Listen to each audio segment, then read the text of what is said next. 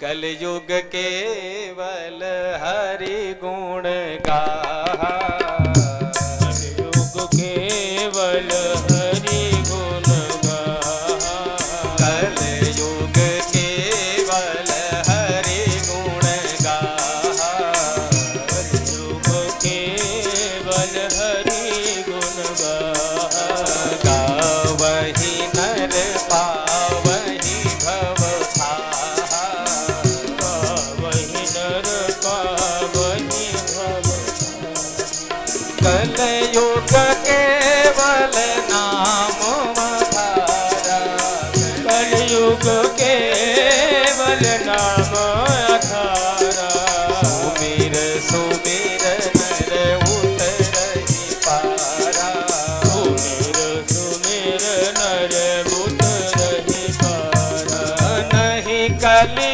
करम न भगति विवेकु, नहीं कलि कराम न भगति विवेकु, राम नाम अवलंबन एकु, राम नाम अवलंबन एकु। हजारों दुर्गुण है मेरे अंदर, पर एक गुण है जो भगवान का कीर्तन करेगा, जो भजन करेगा, वो भव सागर से मुक्त हो जाएगा। राजा परीक्षित ने सोचा कि बुराइयां तो सबके अंदर होती हैं भाई, जड़ चेतन गुण दोष में ऐसा कोई संसार में वस्तु बनी नहीं जिसके अंदर गुण हो और दोष न पाए जाते हो।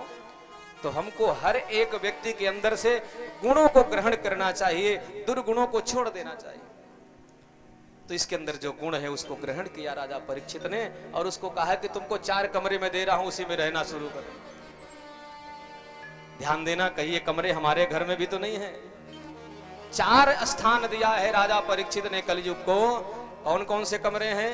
द्यूतम पानम स्त्रियः सोना यत्राधर्म चतुर्विधः, जहां जुआ हो रहा हो वहां जाकर के निवास करो, कली का स्थान। दूसरा पानम, जहां मदिरा का पान हो रहा हो, शराब लोग पीते हो, वहां जाकर के निवास करो।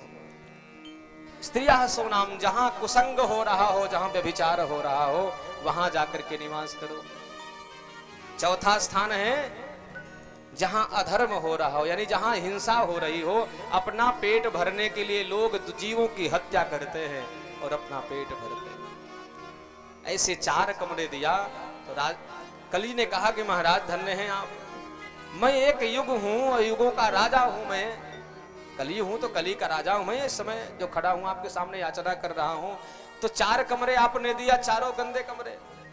अरे महाराज कुछ एक जगह तो कोई अच्छा दीजिए।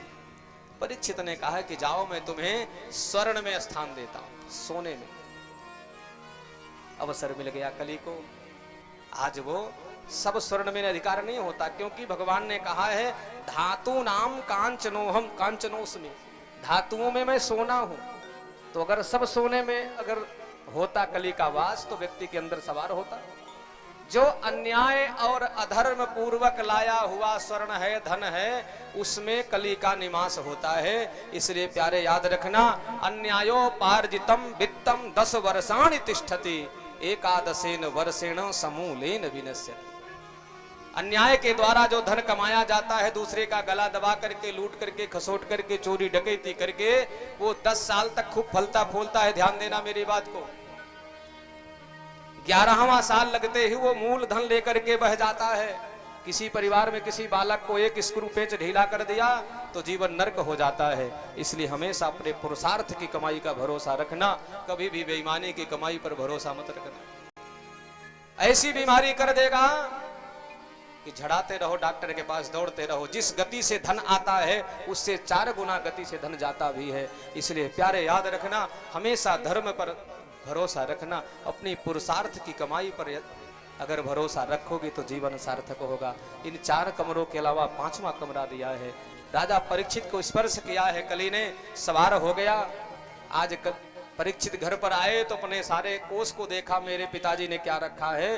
तो वहां पर उनको सुंदर मुकुट दिखाई दिया, मुकुट धारण किया, कली सवार हो गया उस पर। जो राजा कभी आखेट नहीं खेला, आज तक कभी किसी की हिंसा की सोच नहीं सकते थे, आज वो आखेट खेलने गए हैं। और वही कली स्वर्ण का मृग बना, राजा परीक्षित के आगे आगे भागा है। जानते हैं, ये सब कोई जानता है कि स्वर्ण का मृग कभी नहीं हो सकता। असंभवम हेम मृगस्य जन्म तथापि रामो लुलुभो मृगाय प्रायः समापन्न विपत्ति काले धियोपि पुंसाम नलिनी भवंती। असंभव है स्वर्ण का मृग होना, परंतु राम जैसे महापुरुष भी उस स्वर्ण के मृग के पीछे पीछे भागे हैं। राजा परीक्षित जैसे महापुरुष उस स्वर्ण के मृग का पीछा कर रहे हैं।